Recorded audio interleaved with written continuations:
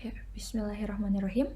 Selamat datang Bapak dan Ibu sekalian di video panduan penggunaan aplikasi KKGTK pada pelaporan program bantuan 2022. Di sini hal pertama yang perlu Bapak Ibu lakukan tentu saja dengan mengakses link KKGTK Madrasah.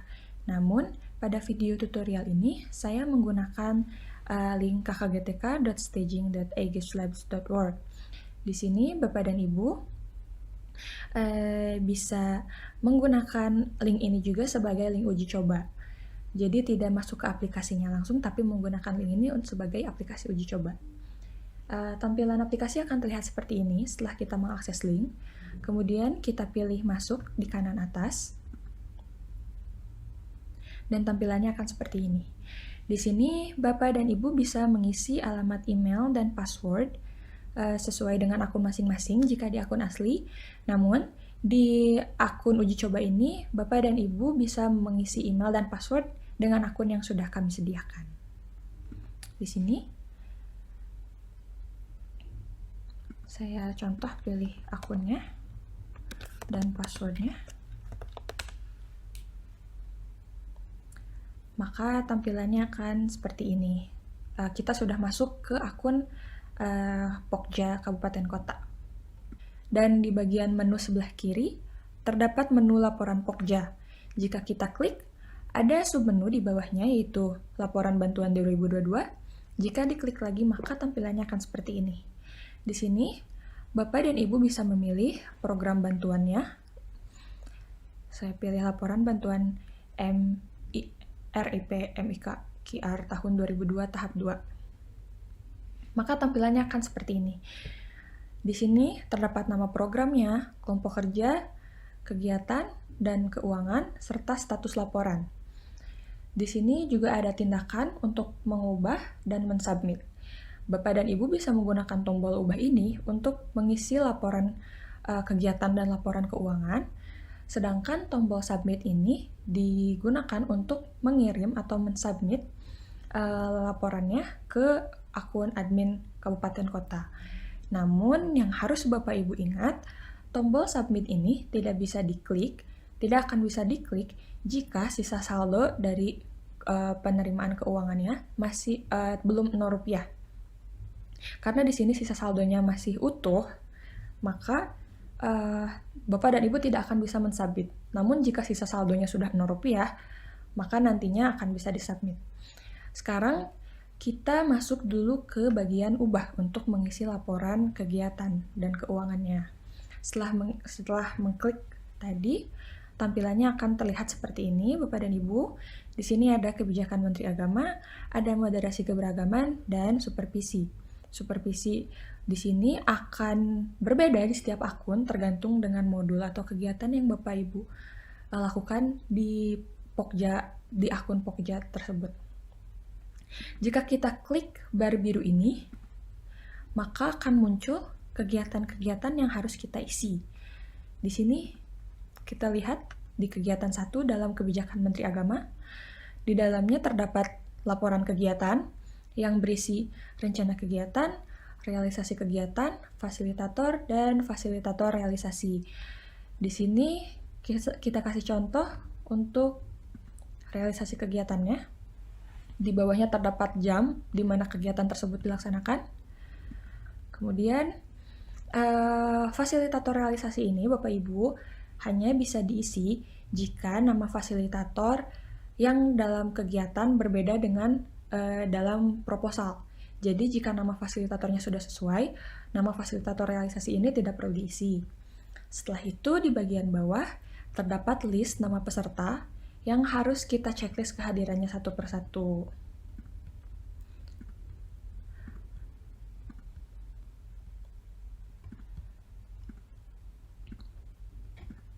Di sini saya kasih contoh untuk menceklis 10 orang.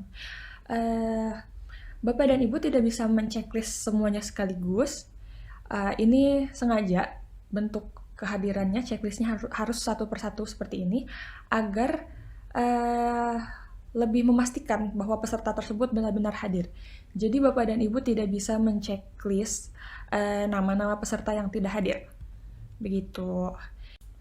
Setelah nama peserta, terdapat di bawahnya dokumen yang bisa Bapak dan Ibu unggah. Ada dokumen untuk mengupload daftar hadir, foto kegiatan, dan notulensi kegiatan. Di sini saya beri contoh untuk mengupload file.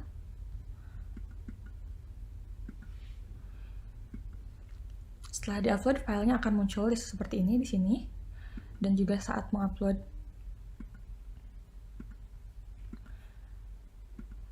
foto, maka fotonya pun akan muncul seperti ini. Notulensi kegiatan juga sama.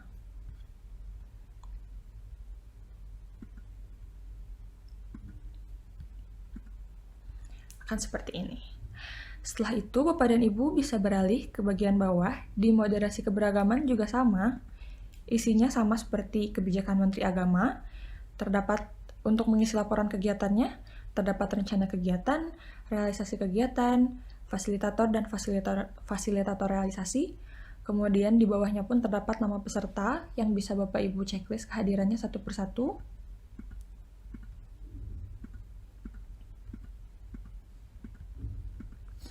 Serta dokumen yang bisa Bapak Ibu unggah sesuai dengan kegiatannya.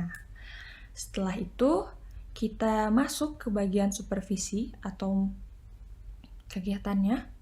Di sini terdapat in kegiatan, in dengan kegiatan 1, 2, 3, on dengan kegiatan 1, 2, 3, 4, dan in dengan kegiatan 1, 2. Di sini di setiap barnya, jika Bapak dan Ibu klik, maka akan muncul data-data untuk mengisi laporan kegiatan seperti yang sudah tadi kita contohkan di atas. Begitu pula dengan kegiatan 2 dan kegiatan 3 lainnya, isinya cenderung sama, namun Bapak dan Ibu isi sesuai dengan kegiatan yang berlangsung. Di sini mari kita, sebelum itu Bapak dan Ibu, di bagian in ini, selain dengan adanya laporan kegiatan, terdapat juga laporan keuangan yang mana tadi di atas di moderasi keberagaman dan kebijakan Menteri Agama itu tidak ada laporan keuangannya, hanya ada laporan kegiatan. Namun di bagian kegiatan yang bawah, yang ini Bapak Ibu, di sini ada laporan keuangan. Nah, pertama mari kita coba isi dulu laporan kegiatannya. Di sini sama, ada rencana kegiatan, juga realisasi kegiatan. Kita bisa isi nama fasilitator dan fasilitator realisasi. Setelah itu, saya ingatkan kembali Bapak dan Ibu, fasilitator realisasi ini hanya diisi jika ada kendala dengan nama fasilitator yang ada di proposal. Misalnya, fasilitator di kegiatan berbeda dengan fasilitator di proposal. Setelah itu, di bawah terdapat nama peserta yang bisa Bapak dan Ibu checklist satu persatu.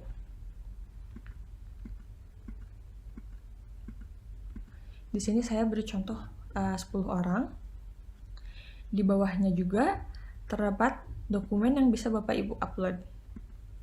Saya beri contoh lagi. Saya ingatkan lagi Bapak dan Ibu bahwa maksimal file yang bisa diupload di sini adalah 2 MB. Jika lebih dari itu maka tidak akan bisa terupload filenya.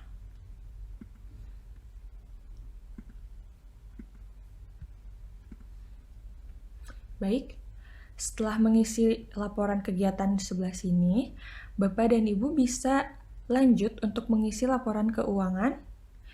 Tampilannya akan seperti ini, belum ada data karena kita belum memasukkan laporan keuangannya. Untuk menambah laporan keuangan tersebut, kita bisa mengklik tambah transaksi di sini, lalu akan muncul rincian untuk transaksi pengeluarannya. Di sini ada nama kegiatannya, kemudian ada kategori transaksi yang meliputi konsumsi, ATK, uang harian, transportasi, alat protokol kesehatan, honor narasumber, kuota dan paket internet, serta uang kebersihan.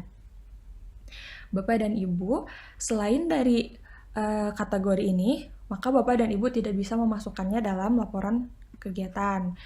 Di sini saya kasih contoh untuk konsumsi. Kemudian ada nama penerimanya, contoh, kemudian tanggal yang bisa diisi. Saya beri contoh lagi. dan kuantitas. Catatan juga untuk Bapak dan Ibu, untuk khusus untuk kategori konsumsi, transportasi, dan kuota internet, kuantitas yang bisa diisi adalah jumlah peserta yang hadir plus 3 orang di kegiatan 1 in 1. Jadi di sini karena tadi saya menceklis 10 orang di peserta yang hadir, maka saya beri contoh 10 plus 3, maka maksimalnya adalah 13 orang. Jika saya mengisi lebih, maka tidak bisa. Akan terlihat tulisan seperti itu. Di sini contoh satuannya.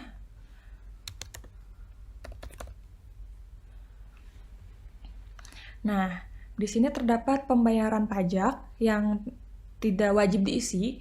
Jika ada bisa diisi, jika tidak, tidak apa-apa. Kemudian di bawahnya juga terdapat nota transaksi yang wajib Bapak dan Ibu pilih.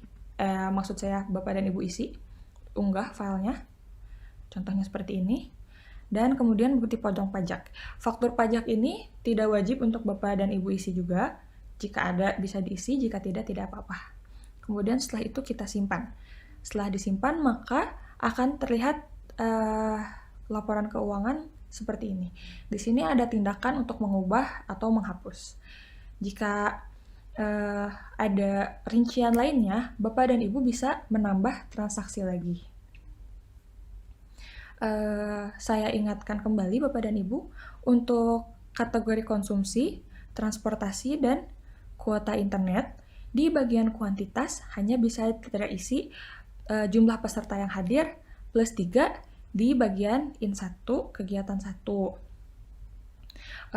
Dan untuk kegiatan lainnya, contoh di kegiatan 2 di sini di bawah atau kegiatan 3, jumlah kuantitasnya itu, jumlah kuantitas di sini untuk kategori konsumsi, transportasi, dan kuota internet, jumlah kuantitasnya hanya maksimal dari jumlah kehadiran peserta plus 2.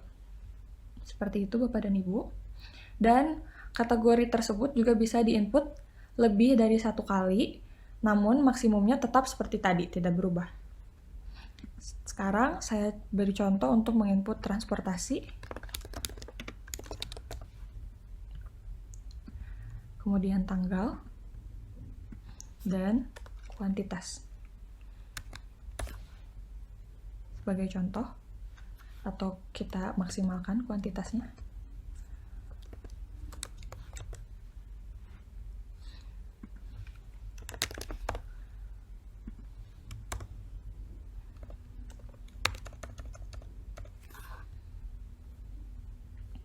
Kemudian terdapat juga di bawah seperti tadi nota transaksi yang wajib diisi. Jika Bapak dan Ibu tidak mengisi nota transaksi atau salah satu data di sini tidak diisi, maka data ini tidak akan bisa disimpan.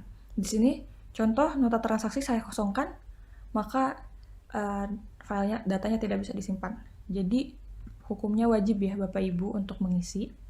Atau di sini saya contohkan bagian satuannya dihilangkan, kemudian disimpan. Nah, Bapak dan Ibu tetap harus mengisi, tidak bisa dikosongkan begitu. Setelah disimpan, maka akan muncul kembali di bawah bagian laporan di bagian laporan keuangan. Setelah itu saya beri contoh yang lain ya Bapak dan Ibu. Misal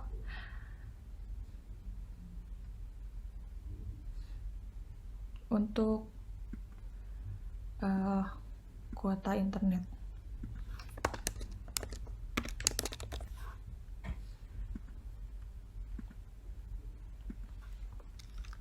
Sama seperti tadi.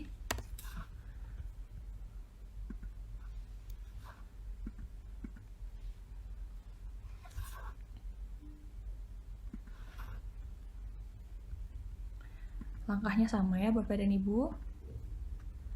Saya beri contoh, kemudian disimpan. Setelah Bapak dan Ibu selesai mengerjakan laporan kegiatan dan laporan keuangan untuk semua kegiatan, kita setelah itu beralih ke bagian atas. Di sini terdapat rekapitulasi laporan keuangan di sebelah laporan kegiatan. Di sini Bapak dan Ibu bisa melihat total pengeluaran dari uang bantuan yang diterima. Di sini ada total penerimaan 30 juta, total pengeluaran 28 juta, sisa saldo ada 1.600.000 dan total pengembaliannya Rp0. Karena tadi kita tidak bisa mensubmit laporan jika saldo belum 0, dan jika Bapak dan Ibu ada uang yang akan dikembalikan, maka Bapak dan Ibu bisa masuk ke rekapitulasi laporan keuangan ini, kemudian mengajukan pengambilan di bagian sini. Di sini ada tertera dokumen dan ada tombol pengembalian. Bapak dan Ibu bisa mengklik tombol pengembalian tersebut dan akan muncul laporan setoran pengembalian seperti ini. Saya beri contoh di sini. Untuk kode billing, kemudian NTB dan NTP-nya, dan NTPN,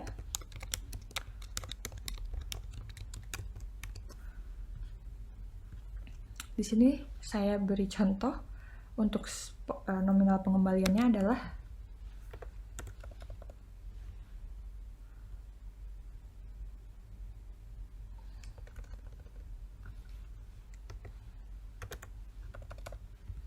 serta pilihan pengembalian dananya akan melalui apa.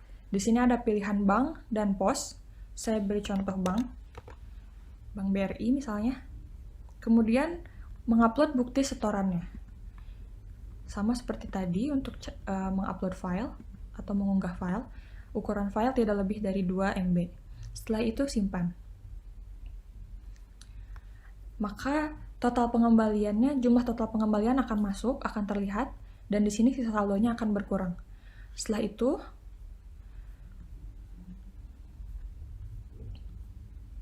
kita bisa menyimpan filenya.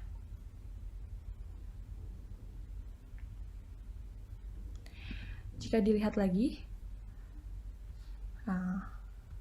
di sini maka tombol submitnya sudah bisa diklik karena sisa saldonya ada 0. Jadi ketika sisa saldo sudah Rp0, maka tombol submit ini akhirnya bisa diklik. Kita lihat lagi untuk laporan kegiatannya. Setelah mengisi kegiatan-kegiatan tadi, di bagian bawah ini terdapat dokumen yang bisa Bapak dan Ibu upload juga. Ada dokumen laporan kegiatan, contoh karya, contoh RTPL, dan rekapitulasi. Seperti itu Bapak dan Ibu. Kemudian rekapitulasi laporan keuangan yang sudah tadi kita isi bersama. Nah, setelah melewati tahap-tahap tadi, Bapak dan Ibu kemudian bisa untuk mensubmit laporan tadi yang akan kemudian direview oleh admin kabupaten kota. Di sini kita coba untuk mensubmit, maka akan muncul notifikasi seperti ini. Laporan akan disubmit. Submit dan batal. Kita pilih untuk submit. Ya, tampilan setelah laporannya berhasil disubmit akan terlihat seperti ini Bapak dan Ibu. Statusnya akan berubah menjadi menunggu review admin kabupaten dan kota.